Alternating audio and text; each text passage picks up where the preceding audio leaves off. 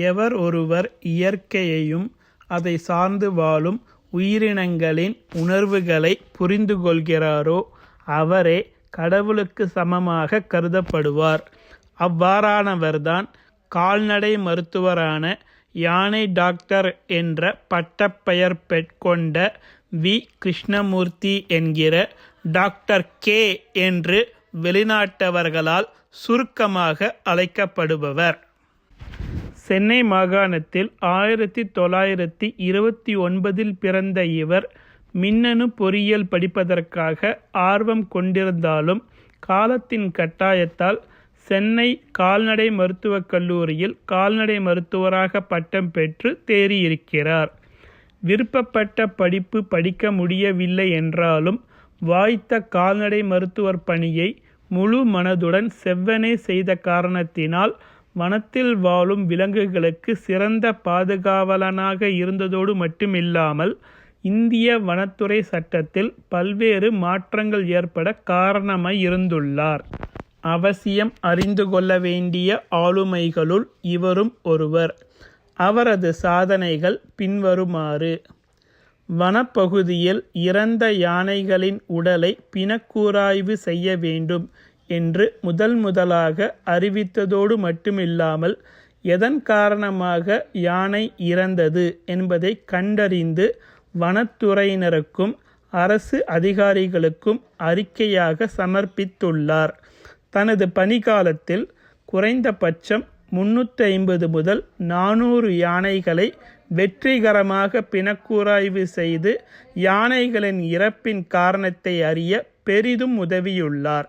கோவில் யானைகளாக வலம் வரும் யானைகளுக்கு ஏற்படும் மன அழுத்தம் மற்றும் நீரழிவு நோய் போன்ற எதிர்மறை விளைவுகளை உணர்ந்தவர் அவற்றின் ஆரோக்கியத்தை நல்ல முறையில் பாதுகாக்கும் பொருட்டு அந்தந்த மாநில அரசுகளுக்கு பலமுறை தன் ஆய்வு அறிக்கையை சமர்ப்பித்துள்ளார். அதன் காரணமாக வருடத்தின் 1 மாத காலம் யானைகளுக்கான முகாமில் இயற்கையாக கோவில் யானைகளை பராமரிக்கும் சட்டம் இயற்றப்பட்டுள்ளது. இன்று வரை அச்சட்டம் நடைமுறையில் உள்ளது. வனப்பகுதியில் மதம் கொண்ட யானைகளை பிடிப்பதற்காக குழி தோண்டி பிடிக்கும் முறையே அந்நாளில் கடைபிடித்து வந்துள்ளனர். அதனால் பெரிய அளவிலான உடற்காயங்கள் யானைகளுக்கு ஏற்படும் வாய்ப்பு உள்ளதால் அதை தவிர்க்கும் பொருட்டு மயக்க மருந்தினை ஊசியின் மூலம் அம்பினால் செலுத்தும் முறையை முதலாக இந்தியாவில் அறிமுகப்படுத்தியவர் இவரே. இவர் மருத்துவராய் இருந்த காலத்திற்கு முன் அதிக எண்ணிக்கையிலான யானைகள் இறந்து போய்க் கொண்டிருந்தன. இவரது முழு கட்டுப்பாட்டில் இருந்த நீலகிரி முதுமலை காட்டுப் பகுதியில் 1990 முதல் 1999 வரை 20 முதல் 30 யானைகள் மட்டுமே இறந்திருப்பது இன்று வரை பெரும் சாதனையாக உள்ளது. பொதுவாக யானைகள் ஒரே இடத்தில் தங்காது, இடம் விட்டு இடம் பெயர்ந்து கொண்டே இருக்கும். அவ்வாறு நடந்து செல்கையில் தன் கால்களில் மிதிப்படும் விதைகளை ஓரிடத்திலிருந்து மற்றொரு இடத்திற்கு கடத்தும். இதனால் காடுகள் அடர்ந்து பரந்துபட்ட நிலத்தில் விரிந்து விளங்க யானைகள் முக்கிய காரணமாய் விளங்குகிறது. காடுகளில் யானைகள் வாழ்வதின் அவசியத்தை உணர்ந்தவர் அவற்றுக்கு ஏற்படும் இன்னல்களையும் அறிந்திருந்தார். பொதுவாக வனப்பகுதியில் சுற்றுலாவிற்கு வரும் பொதுமக்களில் உள்ள ஒரு சில குடிமகன்கள் கண்ணாடி பாட்டில்களை காட்டிலேயே விட்டு செல்வதால் யானையின் கால்களுக்கு பெருத்த காயம் ஏற்படுகிறது.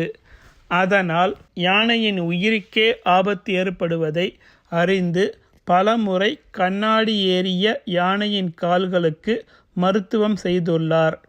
தவறுகள் தொடரா வண்ணம் மத்திய அரசிடமும் வனத்துறை அதிகாரிகளிடமும் பலமுறை எச்சரித்ததின் விளைவாக வனத்துறை அதிகாரிகள் பொதுமக்களிடம் கண்டிப்பான முறையில் பணியாற்ற தொடங்குவதற்கு காரணமாயிருந்தவர் இவரே. மனிதர்களில் யார் தமக்கு தீங்கிழைக்க கூடியவர் மற்றும் யார் தங்களது நலனில் அக்கறை உள்ளவர் என்பதை பகுத்தறியும் அறிவு யானைகளுக்கு இயற்கையாகவே இருந்துள்ளது. ஒருமுறை அடிபட்ட யானை இவரிடம் மருத்துவம் பெறுவதை மற்ற யானைகள் பார்த்தாலே போதும். பின்னர் ஏதேனும் ஒரு சூழ்நிலையில் அவைகளுள் ஏதேனும் ஒரு யானைக்கு காயம் ஏற்பட்டால் இவரது இருப்பிடத்திற்கு எங்கிருந்தாலும் தாமே தேடி வந்து விடுமாம். இவர் மீது யானைகள் காட்டிய அன்பை அறிந்த பிறகே ராமநாராயணன் தனது படங்களில் யானைகள் குறித்த காட்சியை வைத்திருப்பார் என்று நினைக்கிறேன். யானைகளுக்கு மட்டும் மருத்துவராக இல்லாமல் நீலகிரி பகுதியில் உள்ள மற்ற விலங்குகளுக்கும் மனிதர்களுக்கும் மருத்துவம் செய்துள்ளார். இவரிடம் மருத்துவம் பெற்றவர்கள் விரைவிலேயே குணமடைந்துள்ளதால் இவரை கைராசி டாக்டர் என்றே கருதியுள்ளனர். நீலகிரி வனப்பகுதியில் உள்ள ராபிஸ் நோயினால் தாக்கப்பட்ட நாய்களுக்கு சிகிச்சை அளித்ததோடு அல்லாமல் மனிதர்களுக்கும் அந்நோய் பரவாமல் இருக்க தேவையான முன்னெச்சரிக்கை நடவடிக்கைகளை எடுத்துள்ளதால் இன்று வரை இப்பகுதியில் உள்ள ஒருவருக்கு கூட ரேபிஸ் நோய் தாக்கப்படாதது பெரும் சாதனையாகவே கருதப்படுகிறது. கேரள மற்றும் தமிழக அரசின் வனத்துறை விருதுகளை பெற்றுள்ளார். மற்றும் இவரது அளப்பரிய ஆற்றலை உணர்ந்த இவரது நண்பரும் வனத்துறை அதிகாரியுமான ஒருவர் பத்மபூஷன் விருதிற்காக இந்திய அரசிடம் சிபாரிசு செய்துள்ளார். ஆனால் அன்றைய அரசியல்வாதிகளின் அறியாமையால் இவருக்குரிய விருது வழங்கப்படவில்லை. தன்னுடைய சேவையின் அருமையை விலங்குகள் உணர்ந்தாலே போதுமானது என்பதை பதிலாக தெரிவித்துள்ளார். பிரிட்டன் நாட்டை சேர்ந்த விலங்கியல் நிபுணரான தந்தங்களுக்காக யானைகள் கொல்லப்படுவதை தடுக்கும் சட்டத்தை உலக அளவில் இயற்ற காரணமாயிருந்த டக்ளஸ் ஹாமில்டன் என்பவர் முதுமலை தேசிய பூங்காவில் நடந்த ஒரு கருத்தரங்கில் இவரை சந்தித்து உரையாடியுள்ளார். இவரது குரலை கேட்டு ஒன்றன் பின் ஒன்றாக யானைகள் அணிவகுத்து வருவதைக் கண்டு வியந்து இவரது ஆற்றலை உணர்ந்தவர் இவரோடு பணி செய்ய ஆர்வமுடன் இருப்பதாக தனது விருப்பத்தை தெரிவித்துள்ளது பெரும் கௌரவமாக கருதப்படுகிறது. அற்ப சினிமா நடிகனுக்கு கிடைக்கும் வெளிச்சம் இவரை போன்றோருக்கு கிடைக்காதது தமிழ்நாட்டின் அறியாமையே. எந்த ஒரு புகழ் வெளிச்சமின்றி 2002 டிசம்பர் மாதம் 9ஆம் நாள் இறந்துள்ளார். தமிழ் இலக்கிய உலகில் ஆசானாக கருதப்படும் ஜெயமோகன் என்பவர் இவரை பற்றி ஒரு சிறுகதை யானை டாக்டர் எனும் தலைப்பில் எழுதியுள்ளார். அறம் சிறுகதை தொகுப்பில் இந்த சிறுகதையும் இடம்பெற்றுள்ளது.